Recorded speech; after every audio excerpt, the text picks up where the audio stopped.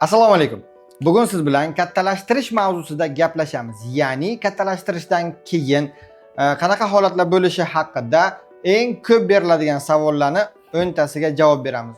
Savollarni yordamchim o'qiydi, men esa birma-bir sizlarga javob berishni boshlayman. Endi savollarni o'qishni boshladik. Xo'p, birinchi savol: kattalashtirishdan keyin qancha vaqt o'tib jinsiy aloqa qilishim kerak?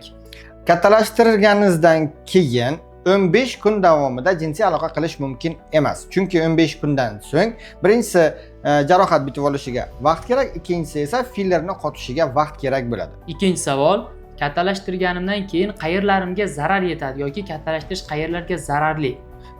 Kattalashtirish amaliyotida, ya'ni gialuronovoy kislota bilan kattalashtirganimizdan keyin hech qanaqa zararli tomoni yo'q. U gelsimon modda, gialuronovoy kislota.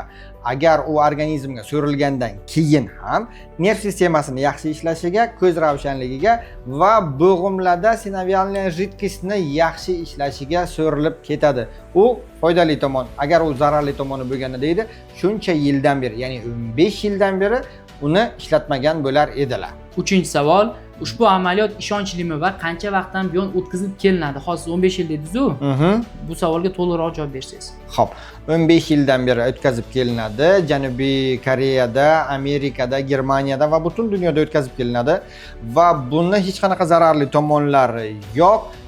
Organizmga so'rilgandan keyin ham hech narsa qilmaydi, naborot foydaga o'ynaydi. Xo'p, 4-savol: 16 yoshli boladan kelgan ekan. Men yoshim 16 da. Men jinsiy a'zoyimni kattalashtirmoqchiman. Jinsiy a'zoyim razmeri 13 sm deb yozibdi. Ukam, 13 sm jinsiy a'zo bilan bemalol bo'yibda ayolni qoniqtira olasan. Va yana bitta savol, yana bitta javob: jinsiy a'zo 21-25 yoshgacha o'sadi. Seniki ham hali o'sishga uspet qiladi. Shuning uchun o'ylama bu haqida. Gazini bos.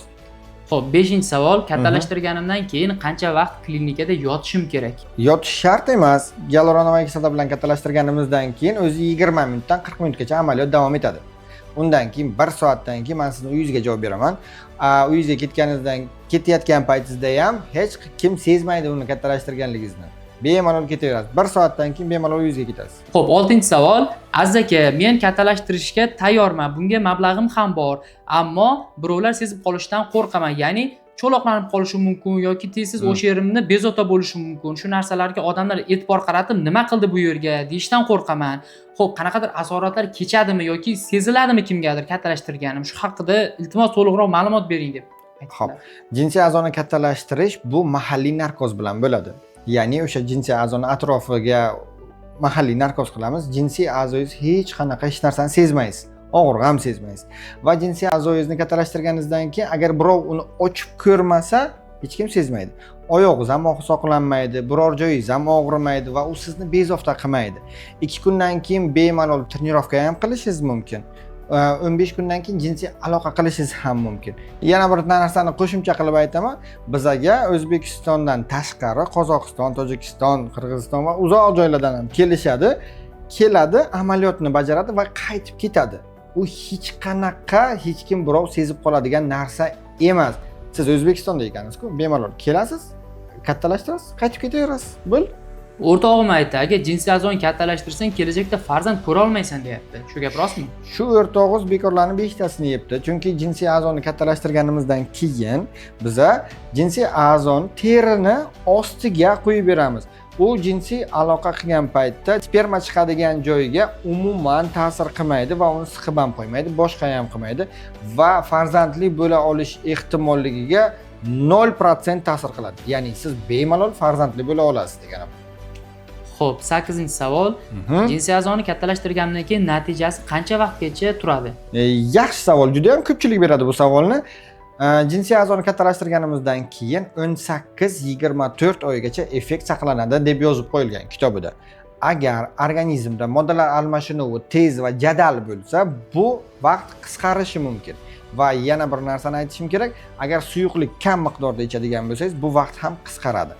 Va yoshi kattalarda bu vaqt esa ozgina cho'ziladi. Ya'ni 24 emas, 30-36 oygacha ham cho'zilishi ehtimolligi bor. Kitobida yozilgan, men sizga ma'lumotni berdim. Xo'p, 9-savol: aka, men Rossiyadaman. Masofadan kattalashtirish iloji bormi deb yozibdi. Aka, masofadan kattalashtirishning iloji yo'q. Unga qarab katta bo'l deganingiz bilan ham katta bo'lmaydi u. u uchun siz turib kelishingiz kerak, jinsiy a'zoyingizni biz kattalashtirib beramiz va qaytib ketishingiz ham mumkin yoki uyingizga kirib ketishingiz ham mumkin. Farqi yo'q. Masofadan kattalashtirib bo'lmaydi lekin. 10-savol ham musofir akalarimizdan kelgan ekan. Aha. Aziz aka, jinsiy a'zoni kattalashtirish uchun gel tavsiya qilasizmi yoki tabletkami? Qaysi bir effekti ko'proq deb savol berishibdi. Jinsiy a'zoni kattalashtirishda hech qanaqa gel yoki tabletka yoki boshqa narsalar foyda bermaydi. Chunki jinsiy a'zo o'zi genetik jihatdan hammada har xil bo'ladi va uni tashqi tomondan ta'sirlari natijasida uni kattalashtirib bo'lmaydi. Tabletka va gellar sizni jinsiy a'zoyingizni kattalashtirmaydi. Navbatdagi savol, Azizjon aka, jinsiy a'zoni kattalashtirish narxi qanaqa, uslugalar qanaqa, shu haqida ham ma'lumot bering. Tak, jinsiy a'zoni kattalashirish narxi siz ko'rib turgan paytda arzon ham bo'lgan bo'lishi mumkin yoki sal qimmatroq ham bo'lishi mumkin. Uni narxi o'zgaruvchan bo'ladi. Agar siz to'liq ma'lumotni bilmoqchi bo'lsangiz, mana pastda nomerlar bor. Mana shu nomerga telefon qilasiz yoki Telegramdan yozasiz. Biz sizga to'liq ma'lumotni aynan o'sha paytdagi onlayn paytdagi vaqtdagi narxini sizga tashab beramiz. Bu muammo bo'lmaydi. Navbatdagi savol, Azizjon aka, bu amaliyotni qilganlar bormi va ularning natijalarini qayerdan ko'rsak bo'ladi? Bu amaliyotni natijalarini mana bu quyidagi nomerlarga Telegramdan yozsangiz, sizga yopiq kanalimiz bor, tashab beramiz.